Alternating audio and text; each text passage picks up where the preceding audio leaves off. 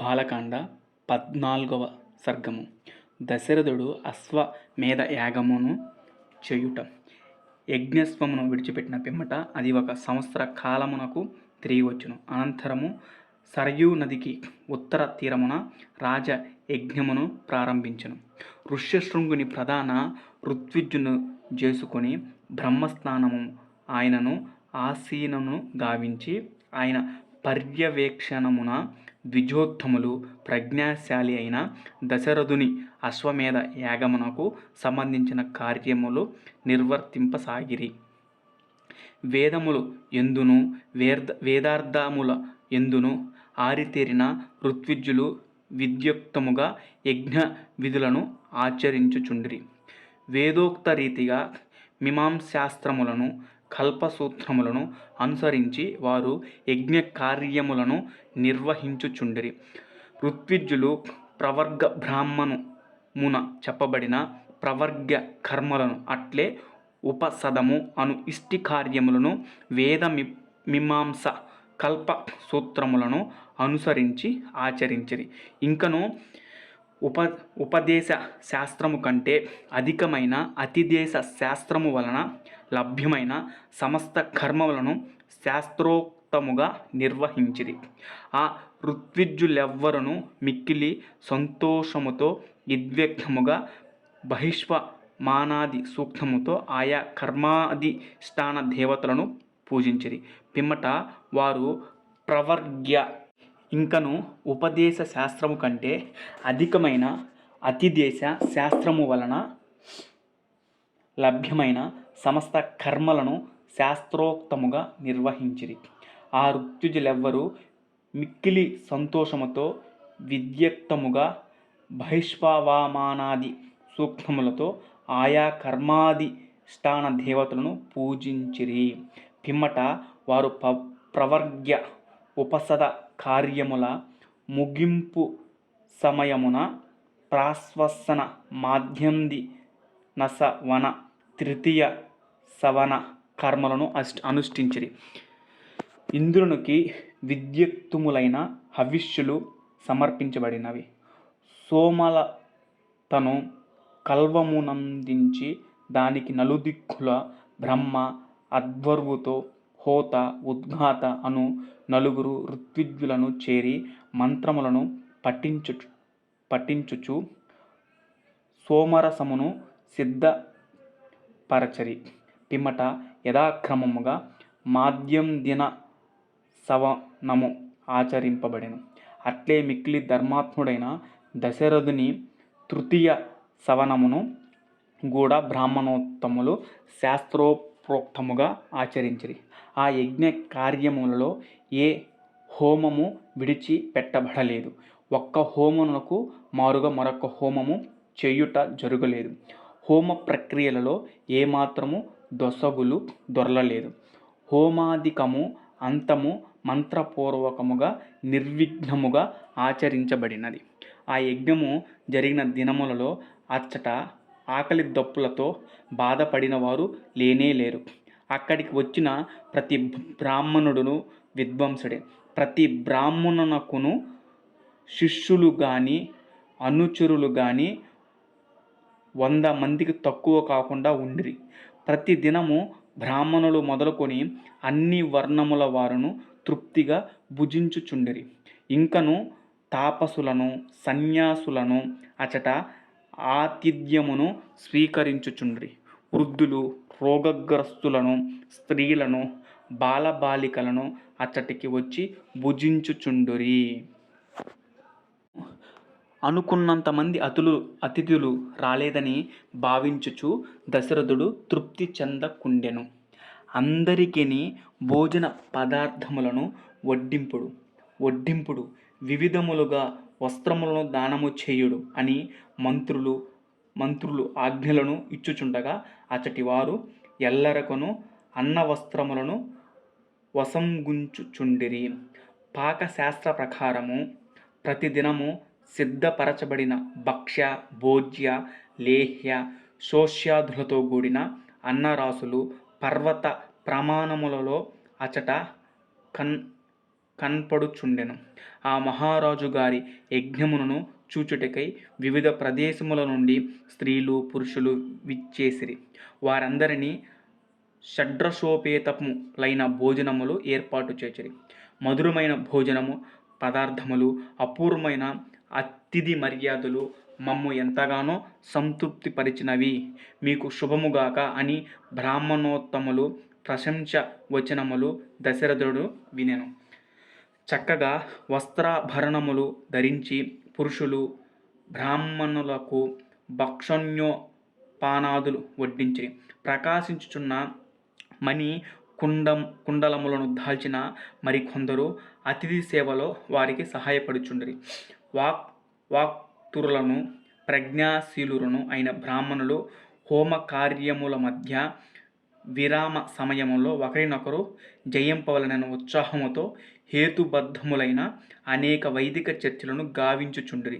ఆ యజ్ఞమునందు ప్రతిదినము సమర్థులైన బ్రాహ్మణులు సవన త్రయాది సర్వకర్మలను వశిష్ఠాది మహర్షులు ప్రేరణచే శాస్త్రోక్తముగా ఆచరించుచుండిరి.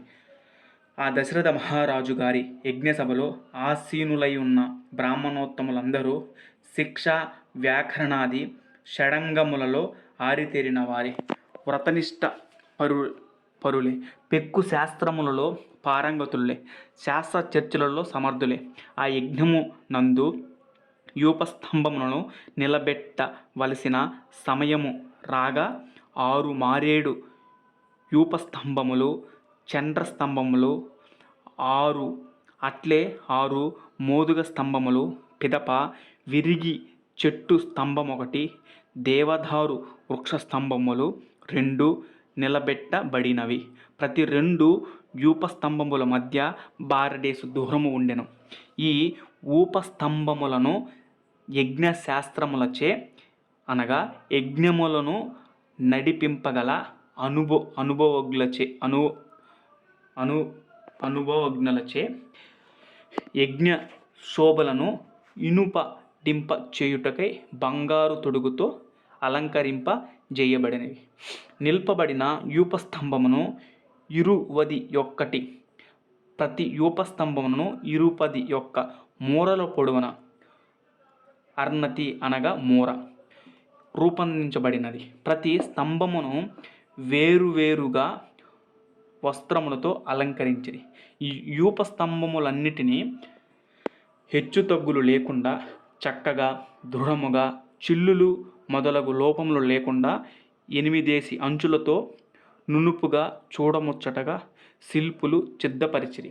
అవి శాస్త్రోక్తముగా స్థాపించబడెను. అవి వస్త్రములచే కప్పబడెను, పువ్వులచే గంధములచే అలంకరింపబడెను.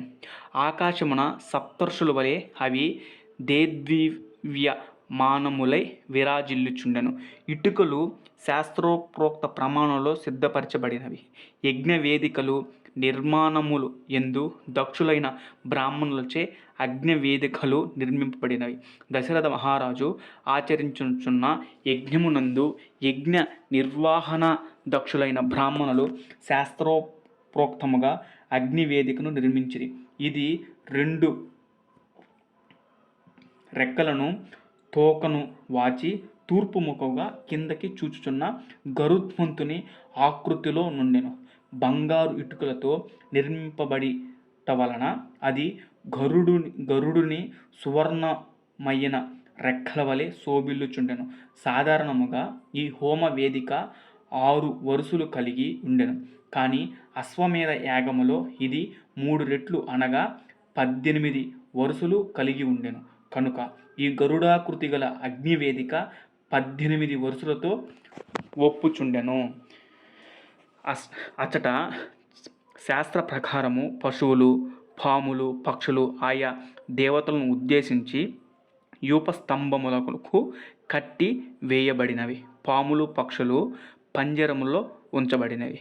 యజ్ఞము యొక్క శాంతి కర్మయందు హాయమును, తాబేలు మొదలగు జలజంతువులను ఋత్విజులు శాస్త్రవిధిని అనుసరించి యూపస్తంభములకు బంధించిరి. ఆ స్తంభములకు 300 పశువులు కట్టివేయబడినవి. ఆ దశరథుని ఉత్తమాశ్వము కూడా స్తంభమునకు బంధింపబడినది. కౌసల్య, సుమిత్ర, కైకేయి అను దశరథుని భార్యలు ముగ్గురు యజ్ఞ అశ్వమును పూర్తిగా పరిచర్యలు చేసి దానికి సవ్యములుగా ప్రదక్షిణ మొనర్చి సంతోషముతో దానిపై బంగారు సూదులతో 3 గుర్తులు పెట్టిరి. పట్టమహిషి అయిన కౌసల్యాదేవి ధర్మసిద్ధి కొరకు స్థిరమైన చిత్తముతో అశ్వ సమీపమున ఒక రాత్రి నివసించెను. దశరథ మహారాజు శాస్త్ర విధిననుసరించి దక్షిణగా పట్టమహిషిని బ్రాహ్మయును ఋత్విజునకు వావాతను హోతకును పరివృద్ధిని ఉద్ఘాతకును పాలకలిని అధ్వర్యనకు ఇచ్చెను. పిమ్మట ఆ 4 ఋత్విజులు వారిని పతుల వలె చేతులతో తాకిరి. అనంతరము రాజు ఆ ఋత్విజుకు ప్రత్యామ్నాయ ద్రవమునిచ్చి పట్టమహిషి మొదలగు 4 తిరిగి గ్రహించిరి. జితేంద్రియుడును ప్రయోగ నిపుడైన ఋత్విజుడు అశ్వకమందున పెన్నేరు గడ్డను గైకొని శాస్త్ర ప్రకారము దానిని వండెను. దశరథుడు హోమ సమయమున శాస్త్రోచితముగా తన పాపములను తొలగించుటకై దాని యొక్క పొగను వాసన చూచెను. బ్రాహ్మణోత్తములైన 16 మంది ఋత్విజులు ఆ అశ్వమేధ యాగమును సమకూర్పబడిన హవ్యద్రవ్యములను మంత్రులను పఠించుచు అగ్నిలో రేల్చిరి. అశ్వమేధ తర యజ్ఞముల యందు హవిష్యును జువ్వి చెట్లు శాఖల యందు శుద్ధి చేయదురు. కానీ అశ్వమేధ యజ్ఞము యొక్క హవిష్యులను ప్రబల్లి చెట్ల యందుంచి సత్కరించెదరు.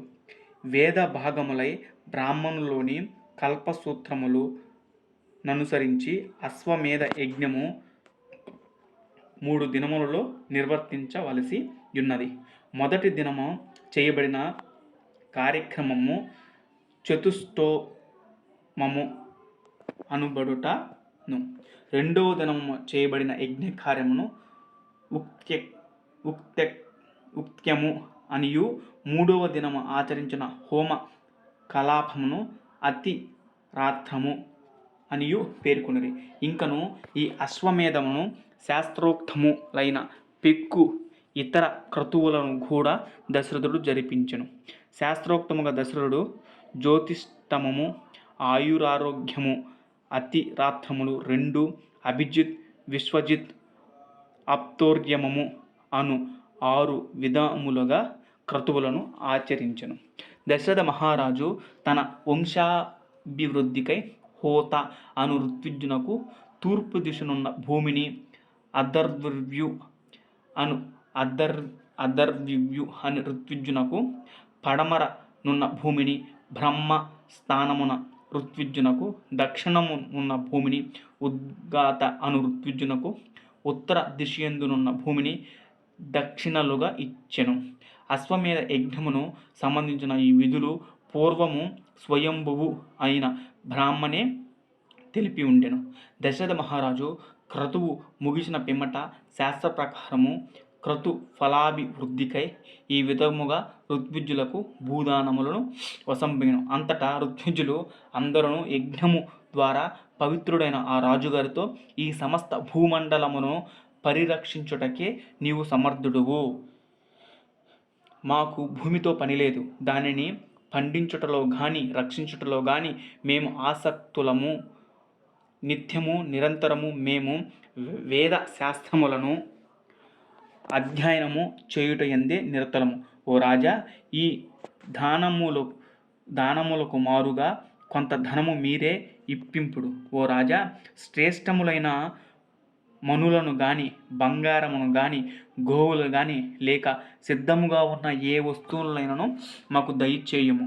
భూమి వలన మాకు ప్రయోజనము మేమి అని పలికారు.